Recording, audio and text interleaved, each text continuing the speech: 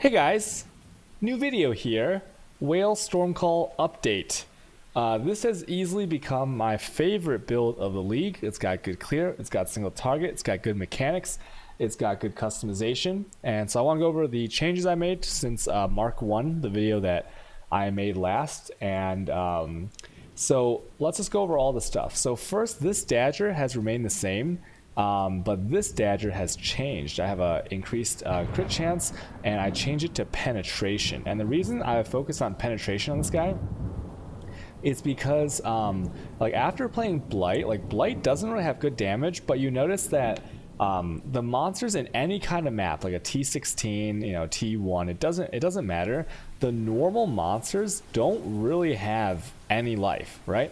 And so what that means is that no matter what the rolls are, like, you know, 70% more monster life, 40% resist, what have you, whether you're enfeebled, you don't have a warding flask, like you don't care about the regular monster life. So the only time you really care is if like a beyond boss spawns in, or like a fatty essence mob is there, or like the map boss itself, depending on what map you're doing. And so I figured if you need like literally zero damage, right? Like the Blight was like, it was so bad damage.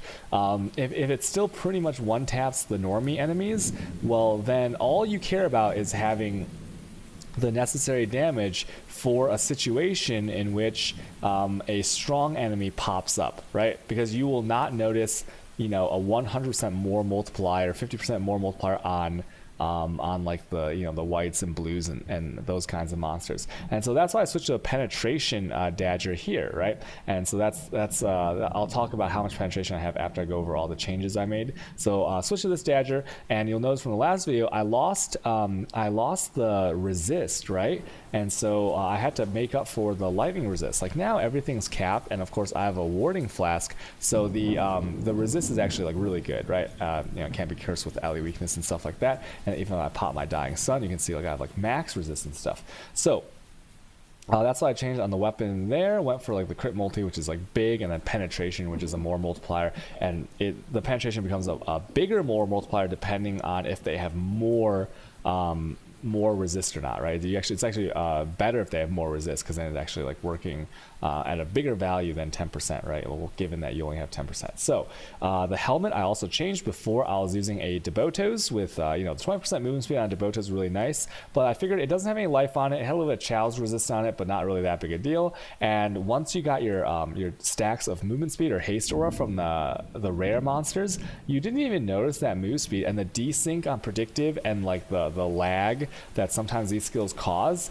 You didn't really need that 20% movement speed, right? So it was not missed. So what I did is I switched over to this helmet. So how did I craft this? Well, this helmet I think is much better because I bought a lion's pelt with a 30% reduced stormcall duration, because it helps with the evasion. If I pop my evasion flash, you'll see I have 51,000 evasion. You only need 45,000 for max move speed with the Queen of the Forest. But so it helps a little bit with evasion. And once you buy the base, it was pretty cheap. Because I bought this at the same time of the Debotos, when like really no one was playing Stormcall. And so how I crafted it is a pristine for life rolls, and that 3%, that 2 to 3% increase max life, that's subterranean. That's what you want to get as well with the pristine fossil. And then metallic is more lightning modifiers, so that's how I got the -9 to lightning resistance. And then the third one was a hollow fossil, and that's how I got the abyssal socket there. It took me 4 3-socket Resonders, and so it was a total cost. The pristines are about 1 to 2C each, I think. The metallics are like unbelievably cheap. I think they're like, you get like multiple per chow, so let's just say it's free. And then the hollow fossil was expensive. The hollow fossil was I think 2 exalts, so it took 8 exalts to craft this helmet. So for 8 exalts, I'd say that's pretty darn good, because it has 100 life. But if I put in an abyssal socket, look at that, 50 life. So I have 152 maximum life, and 3% increased maximum life. So that's really crazy. Now, that minion gems obviously doesn't do anything, and if you were to exalt, you would want that minion gems, which is a prefix, to hit a hybrid life slash evasion rating roll, right? Give you even more life, but that's like next to it, like very, very unlikely.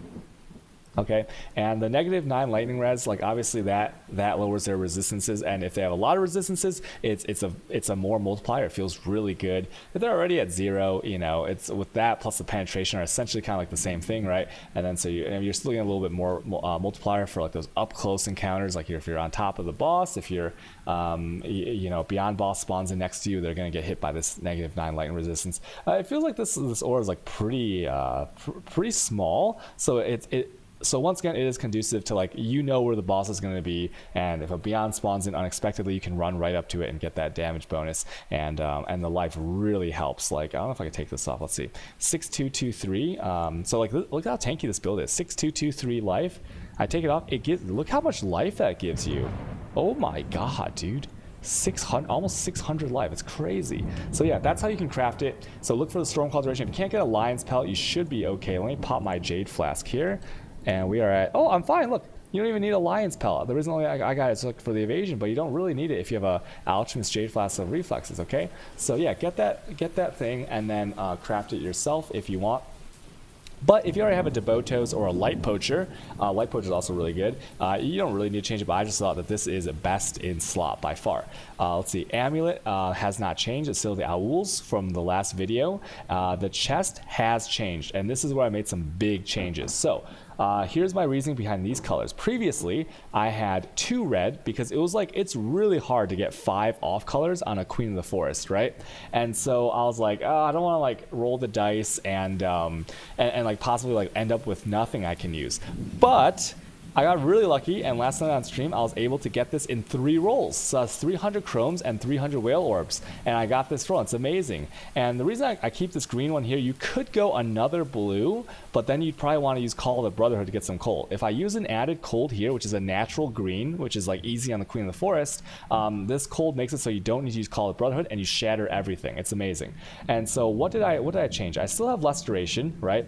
I still have Ink AoE. And I still have a Stormcall, obviously, and increased crit. So I changed this. This used to be an Empower. And basically, if I switch, the Empower is not like that good, because like, just like you look at the scaling on PoE Wiki of the Stormcall, Whale Stormcall, not that great. It's okay, and you don't really notice too much of a damage boost. But with this one, it's a more multiplier. So like the way Empower works is because it ups the level of the gem, and you get a little bit more like flat damage added per level. If you have any abyssals elsewhere that give you any kind of like flat damage, or flat damage on weapons, flat damage on, you know, what have you, Empower becomes comparatively worse and worse the more flat you get, okay? Like basically think about it like this. If Empower like right now gives like 300 flat damage, but I somehow had like the total skill damage with everything added was like, let's say 10,000, right? Then the 300, that's I think that's 3%, right? That's only a 3% more multiplier, so it's like stupid. Obviously the math is a little bit weird, but like just imagining that the more added you have, the worse the Empower is, okay?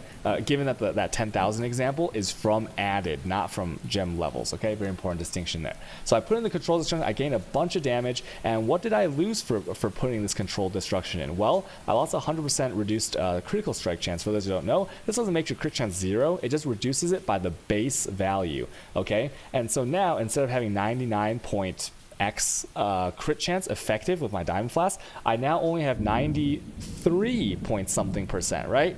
But that's still pretty good. And a deadly mod that's stolen from Headhunter is 300% crit chance, and then like the crit multi as well, which doesn't matter for this calculation, but it more than covers this. So you're back, once you kill a few rare mobs, you're pretty much back at you know, 99.x, very close to 100 crit chance. It's amazing, okay?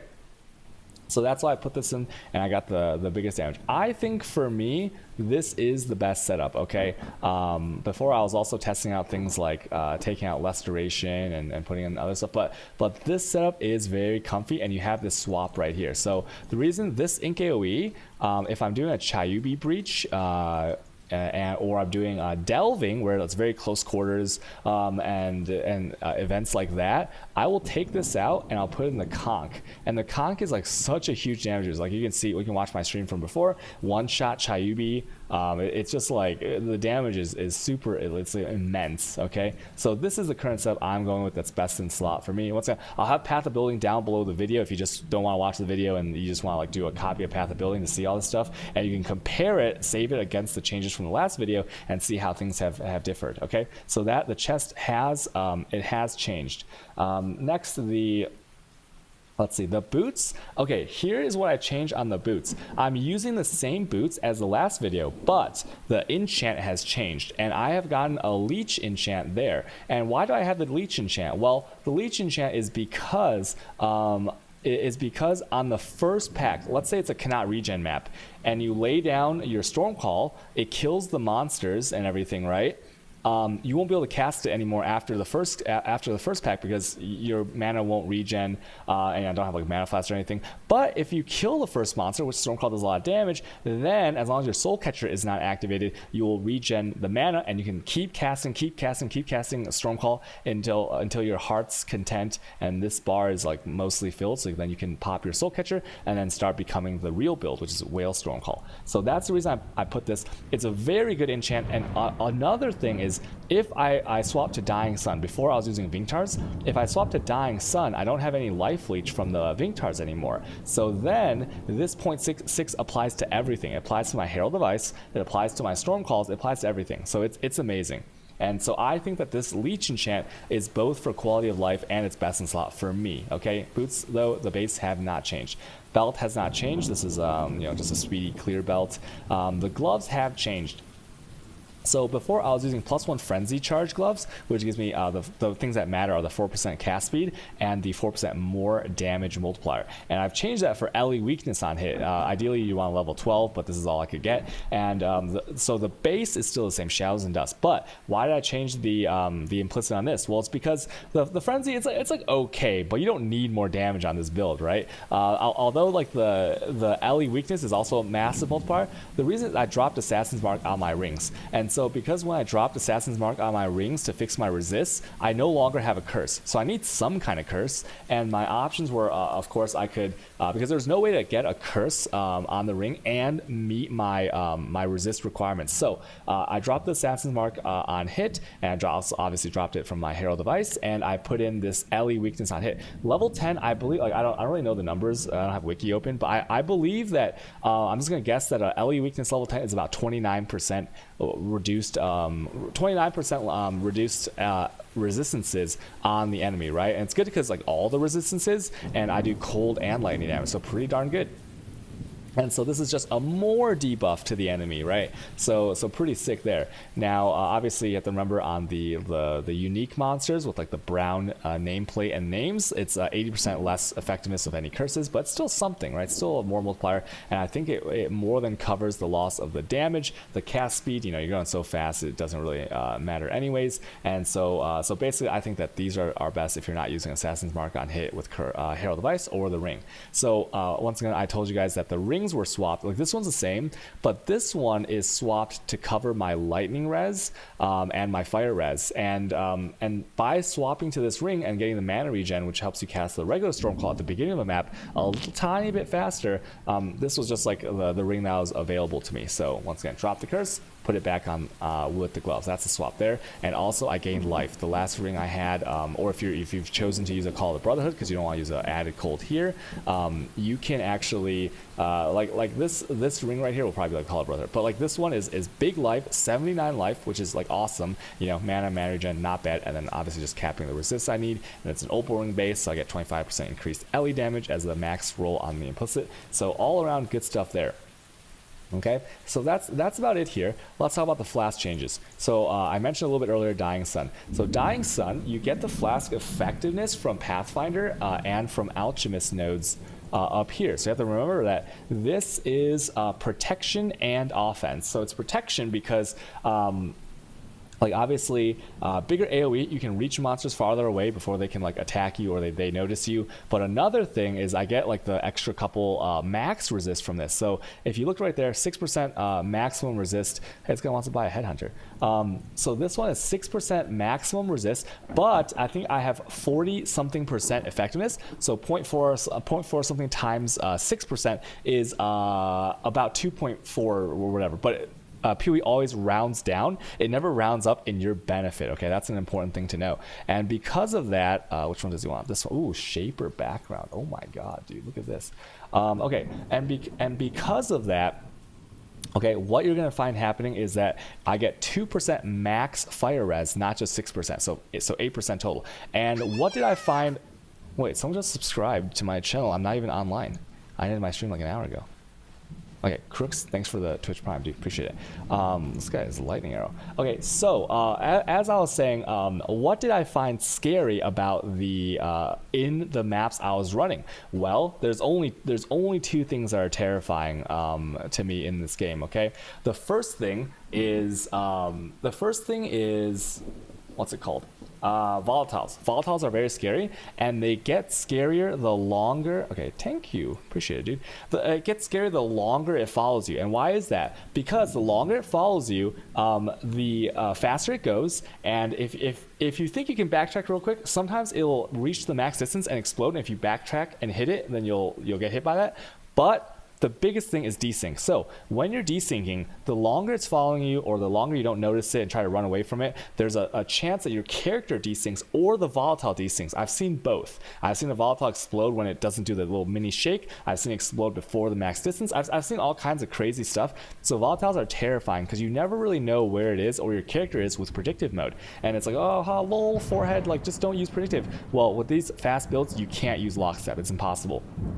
Unless you're okay dealing with like actual like server lockups where like your game will freeze or like you know you have like 2 seconds of input lag. That's horrible. And so I found volatiles to be very scary, and mirage images are also scary, but they're a little bit more slow moving and a little bit harder to, in my opinion, to run into issues with. Although sometimes they have killed me in the past as well, but I think I've eaten more deaths from volatiles. So what did I choose? Okay. What is this? Just for criticize, this is not supposed to be worth it more. I mean, for the base shaper, it is, but it's end of league. Enjoy. Okay, so that's why I chose to use a dying sun in most of the maps for the protection and for the I'm more inoculated against volatile dead. And then I do switch in my Vinktars though, because the Vinktars, you know, a big amount of leech, penetration, and once again flask effectiveness. So I'm getting basically 14% penetration, not just 10%, right? You see how that works? And so so this is very offensive, and in close quarters, delves, breaches, things like that, this is really going to shine. Max lightning resistances you can use if you're scared of mirages. So if you fear lightning mirages and are dying to that more than volatiles, and especially if you use lockstep, you can touch the volatile and run away, then you might favor a Vinktar. Now once again, I do use both, and they're both really good, but most of the time in mapping I use this, right? And also because of the AoE, this is a max roll 25%. The AoE will is noticeable, and it's not just Stormcall AoE. It is the Herald of Ice AoE. So if you're for this one in PoE, I believe it's 4 radius added for me. So if I get 4 radius on the map, that is like a little bit where the Stormcall will hit with a marker, and the Herald of Ice will then hit more. So it's actually like it's like double expanding, if that makes any sense. Because when the Herald of Ice goes off further away and the Herald of Ice's radius is already bigger, then overall your AoE is just like massive. It's crazy, and you can watch the stream VODs and stuff to see it. It's just out of control sometimes, and so I really like this. But once again, Vinktar is a very fair choice, and I was using Vinktar until level 90. What level am I right now? Level 90. I was using Vinktar until like the latter part of level 97 because it was I didn't have the boot enchant. So I'd say if you use Dying Sun, get the boot enchant for sure. Okay. There's also like other weird things you can do to get the leech, but like let's not keep it. Let's keep it a little bit simple there. So that's why I swapped there. Okay, next, I changed up the skill tree a little bit. Okay, so before I was like up here with this jewel socket because I was also taking this arcane potency, so I took like this nodes right here. But then I realized like if you're above 90% effective crit chance, you don't really need more crit, right? And I don't really need more damage, so I dropped all of this. And what did I do? I also dropped a green nightmare here, and I moved the Conqueror's potency from this jewel socket to this one. Well, I went right here, and if you look here. This is actually, I think, super pog because the intuitive leap allows you to allocate things in this radius. And so basically, instead of using green dream for frenzies, I have this. You kill so fast and beyond spawn so many monsters that you're almost always going to have max power charges, frenzy charges, and endurance charges with overcharge as long as you're moving at a consistent rate. And so I think that's super awesome, not just because of the free generation. You can do hexproof. Let's say you're using Assassin's Mark, Herald of Ice on Herald of Ice, Curse on Hit, right? If a map has hexproof or a map has 90% avoidance, right? You actually won't get the power charges, right? Like it just sucks. So I've eliminated map mods that I'm not jazzed to do by taking this node. And now I can run more map mods. That's amazing. That's quality of life. And it's also speed if you think about it, because time that you spend rolling maps could be time that you're in maps farming. Okay. And I got this thing right here. This is like a nice thing, 10% max ES and then 6% max life. Pretty darn good. And then the intuitive leap, I changed the corrupting blood, the corruption on a green nightmare I sold for like 13-14 exalts, whereas the intuitive leap corrupted blood right now is only a couple exalts. So it's much better to get this if you want a corrupting blood, and that saves you the staunching flask, just like I was saving it before on the green nightmare. Okay. So that's why I changed here. Other little stylistic choices, I took a little bit more life. If I were to switch things around a little bit more, like you could go like Primal Spirit. This will help for like, little reduced flash charges gained maps, but like you're a Pathfinder, so it doesn't really matter. You could take more Frenzy charges. You could drop a lot of life on this tree in favor of more damages, but you won't need more damages on this build. Other Flasks have essentially stayed exactly the same. There's no change there. One other thing I will talk about is a time twist. Okay, so let's one thing I've noticed about this build is, so if you look right here, strikes an enemy every 0.07 seconds, right? I think that's pretty badass. Now that means that if I put down a storm call and it lasts for 1.76 seconds, I will be striking them. Where's my calculator? 1.76 divided by 0.07. What is that? Wait, 0.07. Math time, boys. 25 times. Okay, so I'm striking the monster 25 times over the duration of the storm call, but it doesn't take that much to kill a monster. Okay, it really doesn't. So if it's the case where it does, like the monster dies near instantly, not the 1.76 seconds, right? That means your damage is horrible.